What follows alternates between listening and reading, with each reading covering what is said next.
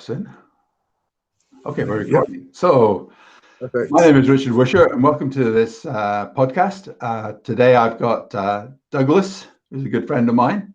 So, Douglas is Hello. going to explain to us a little bit about his background, but particularly we want to talk about what is stopping youngsters getting into science and engineering. Douglas has got the science side of it, but just what are the barriers, and what are are those barriers real or just perceived barriers?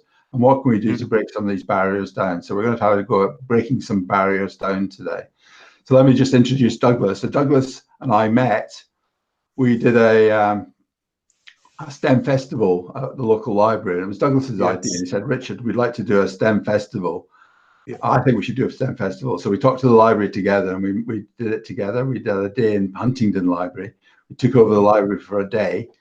Douglas took over the downstairs. I took over the upstairs. Douglas was doing his science experiments and things with the Yeah. kids, and we had a good audience coming through that day. And I was absolutely shattered by the end of it. But that was the first touch, and then we've kept in touch since then. And so enough of me. Douglas, do you want to describe a little bit about your background, what you've been doing, and how you've got to where you are? Yeah, sure. So hi everybody, Douglas here. So I studied the biomedical science at university. So that was my first. So when I studied biomedical science at university, I then started to invent things at university. So I was quite a tinkerer as opposed to just loving science. So I invented the first product at university, and it's called a waste not want not lamp. And it was a lamp that helps convert wasted heat energy into generated from a light bulb into some useful electricity so that you can charge your phone and other electrical appliances from it. So I was just playing around with like mercury and solar panels and just playing around with it, and it worked. I was able to generate some power from it. So I went. It opened a whole new world for me in the sense that I started going down the innovation route. So whilst I was studying biomedical science, I was also getting into the entrepreneurial side of things, entering competitions and things of that nature, and I quite liked that a lot. And then that took me into communication. So when I was going around trying to explain my ideas to different boards, such as the business, pitching it, so I started to learn that having understanding of science is really good, but being able to articulate that, being able to help people understand it from different walks of life. Sometimes you're talking to business people, you're talking to It's really hard, isn't it? So when you've got yeah, a technical solution or some technical solution to a problem, and then you got to go in front of people who are not technical, and you got to try and yes, explain it in a non-technical yes, way. It's it's an art. it's a really difficult thing to do. I hit that problem all the time. Hmm. It's definitely an art. It's definitely an art.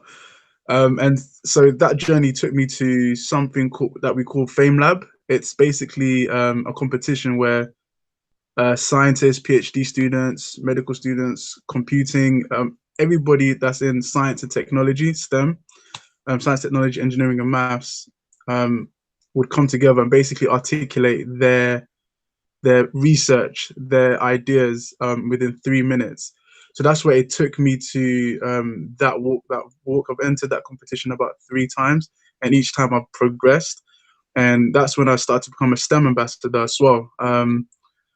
And then I started to just really understand that science communication is just as important as communication. Empowering scientists with ways of communicating became a passion of mine, because who knows scientists or engineers work better than the scientists and engineers. So equipping them with these tools I thought was fascinating. So that's where my journey has taken me down, more into science presenting, science communication, STEM ambassador. So when I finished my degree in biomedical science, um, I went to study a master's in sustainability. I did a year, and it's a part time. I did a year, and then I realized when understanding my skill set. This is also another thing that took me on a journey. So understanding my skill set, and I realized I wanted to get more into UX design. I wanted to get into computing, and that took me on that journey into UX design. So Um, the UX design is almost like it forms the same purpose as the sort of science communication. It's yeah. actually explaining explaining the interface between the technology and the user and trying to get that right. That's the user experience, isn't it? So Hmm. it's the communication skills to Yeah. actually, and the technical skills. And if you got technical and communication, you're on the boundary between those two. So you're helping Yes. the tech explain itself, and you're helping the users explain their requirements to the tech. So Hmm. you're talking two languages. Two languages. And the opposite side of it, it requires the ability to understand multiple systems. So it's systems thinking, being able to understand multiple systems and being creative with that. So I thought that was the part of science that I enjoyed, is the innovative part of science. So that's why I picked to UX. But yeah, you're right. It's two different languages, merging it into one. So you're just coming to the end of your the UX education that you're doing, Yeah, and you're not looking to put that into practice in the real world. that's right. That's right. Sure. Yeah. Yeah, the point I wanted to try and cover, Douglas, was Yeah. why are we not? I'm a STEM ambassador and I'm a Yeah. subject matter expert within schools, and the real problem I'm finding is that people are. How do we get uh, more diversity in the people doing science and doing engineering? So the big problems are gender, uh, Mm. ethnicity, nationality, and age. So those to me are the three problem areas. And I don't think Mm. that people are not wanting to bring in different genders, different ethnicities, different ages, different nationalities. I think they want to, but there seems to be an incredible barrier to take up. So a girl Mm. as a coding really involved early, and then they lose it. They give up on it. Maybe they're not seeing the role models, and they're not seeing the progression, and it's not seeing the route forward. And I think it's the same across all four of those issues. But we're not getting we're not getting the overall numbers right. Mm. That's a big, Mm. even within that small number that we're getting, we're not getting those specific groups that we really need to get. And do you see this as well? Do you see it as an issue? Yeah, 100%. I'm from Ghana, and so my parents are from Ghana. And when I was born in the UK. I've seen it a lot where there's certain professions, certain careers are not. They're just not. It's almost like when things become cultural norm, it's just that's it. It's there's certain things that you do that you're just expected to do. So especially when it comes to this challenge, I think there's two parts to it. I think you touched onto it. One part is some people, when you don't see people maybe like yourself in a certain profession, it maybe can discourage or encourage. I didn't really have that problem growing up per se, but when I did go, because I grew up in quite a multicultural society group, so it didn't really affect me so much. I knew what I wanted to become, so it wasn't so much of a barrier. But when I went to university, and my university was quite monolithic at the time, quite a monolithic culture. It was very monolithic, and when I saw a Nigerian PhD student, and he was teaching us, and he was very competent in what he was doing, and that's one of the most. He was very competent in what he was doing, and when he was teaching us, it gave me a little bit of, oh wow, it boosted me up a little bit, like okay, this is possible, this is possible, even. And so for me, then I started putting myself in other people's shoes, like okay, so maybe that can be a barrier, because if someone is like myself and they grew up in a monolithic culture, maybe just predominantly black culture, um, and they didn't see much of that, I feel like it can have an effect. So I think in certain professions, certain competitions and things that we do, we just highlight these people that are doing really competent work, but also maybe a bit more diverse. And I think putting them in ways of creatively putting them in schools and putting them in places where students can see them. So it's about engagement with those people. I feel like that is that's one I think one problem that I see. But I think when we spoke last time, you said there's a lot of teachers that are women, but students are still not taking female students, for example, are still not taking it up. That I don't know. So I don't think the teachers are role models, but the second part is real world applications. I feel like um, especially when it comes to science, what I've learned as a STEM ambassador is that a lot of students aren't able to relate it to their everyday life. So they aren't really able to relate these scientific disciplines to their everyday life. And that comes to emotional engagement. And for quite a while, the science culture that we currently have, for a while, it's changing, had a dichotomy with emotions and logic. Yeah. It's always tried to favor the logical side over the emotional side. I recognize that. I recognize that so much. Why do science teachers, when they stand up, or computer science teachers, when they stand up in front of the class, they're doing all the logic stuff, so really straight, this is, you do this, you do. They should be getting emotional about it. Yes. They should be throwing their hands up in there. They should be people changing them and saying, this is what you got to do. A real lack of emotion in it, a real lack of passion. Yeah. And I think they've really got to get sort of raise the roof a bit about their science. They've got to make them kids proud to be doing science, that they're actually leading their society and bringing out the potential. And I don't know why it can be bland. I agree with you. I hadn't really thought about it that way. It can be really bland, and for youngsters, it's boring. So kids need stimulation. And I see one of the things, I probably shouldn't say it since I'm actually promoting computer science in schools. A lot of the computer science going up to GCSE, no practical coding involved, so it's all theoretical. Yeah, you don't have to be a Python programmer or something like that to get your GCSE in computing science. That's wrong. I didn't know that. I didn't know that. Coding to illustrate points, so they are doing coding, but the coding isn't the nub of the syllabus. So the nub of the syllabus to a GCSE computer science, I think, should be you have written a unique program and someone did it and someone has evaluated it. That's the essence of computer science. And if you haven't done that, when you get to GCSE, you are missing a huge opportunity, and that it defeats the purpose. I feel like it defeats the purpose. That's my sort of take on it. Maybe a bit controversial, but there you go. So I think what you do at Code Club, you got to change the system by example, and not try and tear down the old edifices, because tearing them down is not going to solve the problem. No. You've got to revolutionize the edifices that are there. Yeah.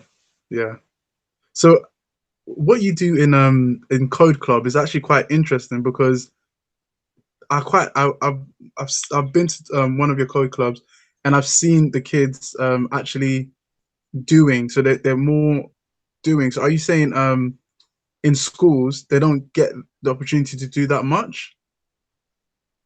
Yeah, no, I think you're absolutely right. And the thing is, with Code Club, where kids can actually go at their own pace, they're outstripping the layers, the year group model.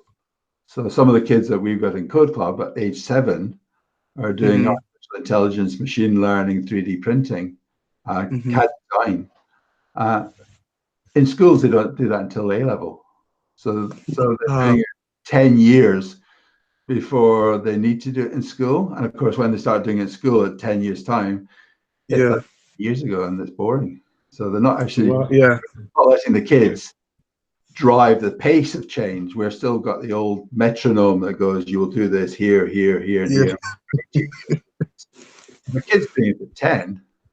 The education system has got to change to recognize that and actually bring the curriculum forward, because the kids can do this. They're not and I think we haven't got that aligned. We haven't got the formal education metronome aligned with what the kids are capable of and what they're now learning. And I think it shocks some teachers, because teachers say, these kids know an awful lot more than me, and I've got to stand up in front of them.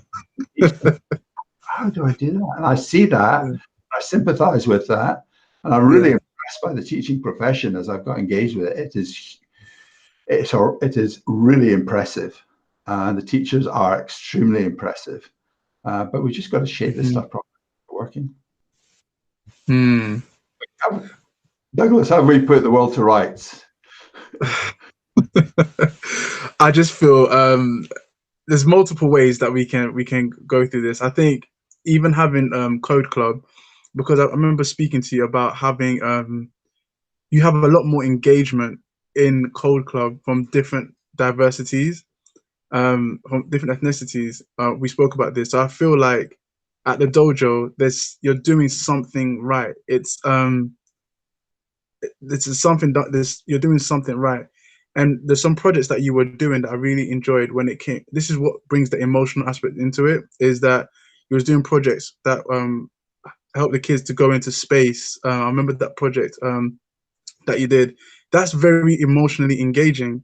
It's called the AstroPi Challenge, and in fact, it's just been relaunched again. So we were writing software that was going onto a computer in the International Space Station, and it was being run live by astronauts, and it was talking to the astronauts, and it was measuring temperatures and pressures on board the space station. And then the kids got a certificate back from the astronaut, signed by the astronaut that actually did it, and then a picture alongside it about where the International Space Station was in orbit when their project was run. So it's just little things, but it just shows this is real stuff. This isn't just make-believe. This is out in space. It's being run, and the certificate to say you've done it. So this sort of making the experience real. That's right. So important. That's right. Thank you very much for the compliment on the Code Club. So we're no problem. I really love it. my volunteers, and the youngsters are brilliant. Yeah. Anyway, I think we probably covered what we need to cover, Douglas. And I hope we've given a little bit of inspiration to people out there. Just for completeness, so do you want to just give you're just finishing your UX education? You're just finishing your course. Yes. You're looking for your next role or your next job or jobs that you can do in science education or communication or UX. You just want to give details how people can find you? They want to contact you? Yeah, sure. So you can find me on Twitter at Doug_Science. You can also find me on Instagram, which is at DougScience. And you can also reach out to me on Facebook as well, which is also at DougScience. And I'm also on LinkedIn. My LinkedIn page is Douglas Acheampomg. I'll put my name, my surname somewhere where you can find me. And also, I'm also working on a project called Science Go. It's basically a project that helps people to be able to see and interact with science in their everyday world. So we're fusing the emotional and logical side of science together in a form of gamification and storyline. So the science is at the curriculum level. So we're using proper science education, but we're also engaging with gamification, helping people to actually see science around the everyday world and interacting with it. You can also follow me on that at Science Go, which is on Instagram. So stay updated with that one. So that's where you can find me. Yeah. Okay, so guys, he's the guy. Doug, you want to really good luck with your UX career, Douglas. Thank you very much. Thank you. I really enjoyed this. Thank you very much. Bye. You too. Take care. Bye.